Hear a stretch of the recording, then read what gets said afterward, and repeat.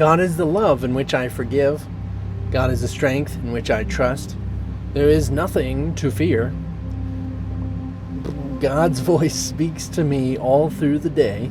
I am sustained by the love of God.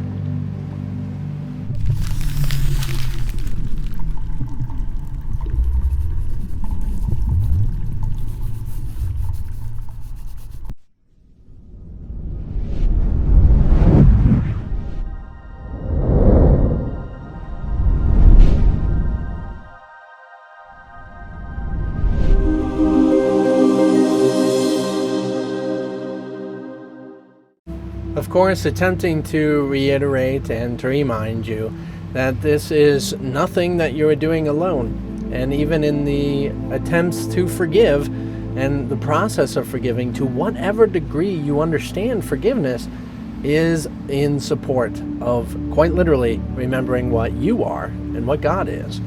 The love in which it makes it even in this possible is God's love.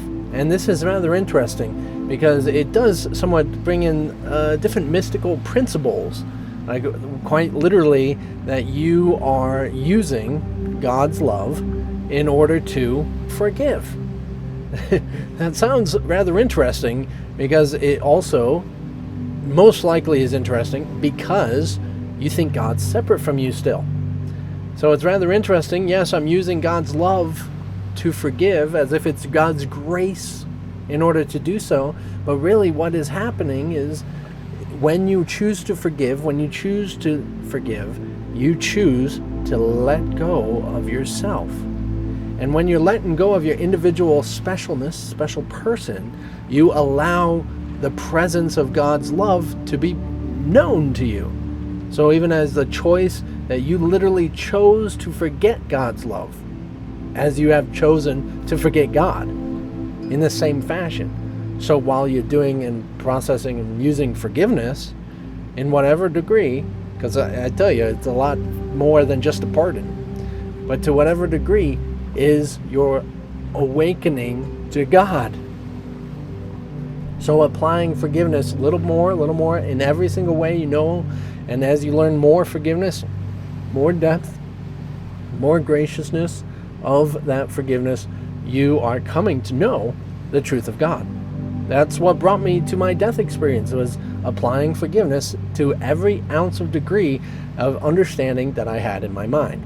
I took it to an extreme extent, and not just pardoning someone from my guiltiness, my sins, their sins against me, and not just pardoning that, my condemnation. Like that, in that understanding, God has never condemned, right?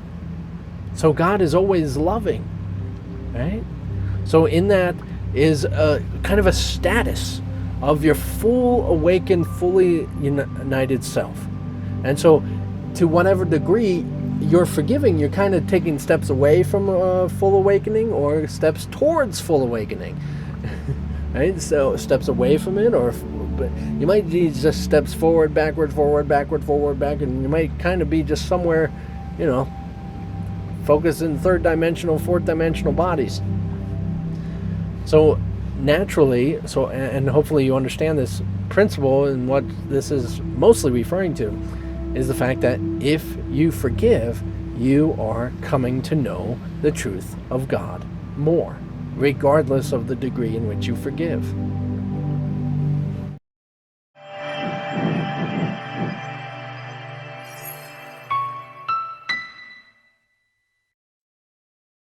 This is why there's nothing to fear. This is why the whole process is more so about you choosing to remember who you are, choosing to remember God.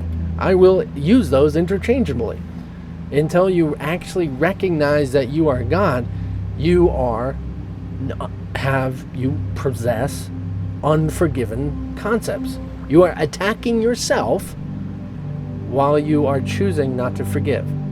So it's a little tricky, because even if you might have pardoned everybody's sins and you've not judged anything anymore, you have yet to recognize that to not judge something is also to not know if it's solid, liquid, or gas.